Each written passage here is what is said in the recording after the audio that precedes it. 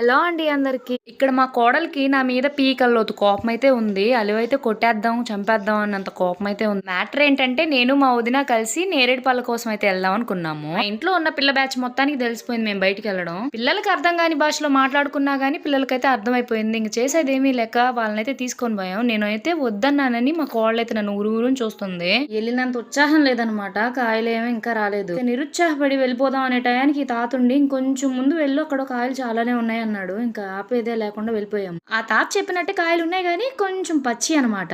Almost కాయలన్నీ కింద రాలి పడిపోయినాయి. కిందయే బాగున్నాయి టేస్ట్ కి అయితే. అదే ఈ కాయలు మార్కెట్ లో కొనాలంటే కిలో 250-260 ఉంటుంది. సీజన్ లో ఒక్కసారి దొరికే ఈ ఫ్రూట్ కోసము యుద్ధాలే జరుగుతాయి మా ఇంట్లో అయితే. అట్లీస్ట్ సంవత్సరానికి ఒక్కసారైనా ఈ ఫ్రూట్ తినాలని అంటారు. ఇక మేమైతే ఏ మాత్రం ఆలోచించకుండా చెట్టు మీద దండయాత్ర చేసి దులిపేసాం కాయలన్నీ. వాటిని ఎలా తిన్నామో, ఎంత కష్టపడ్డామో వాటిని తినడానికి నెక్స్ట్ పార్ట్ లో అయితే వస్తుంది. ఇప్పుడైతే మీరైతే సబ్స్క్రైబ్ చేసుకోండి.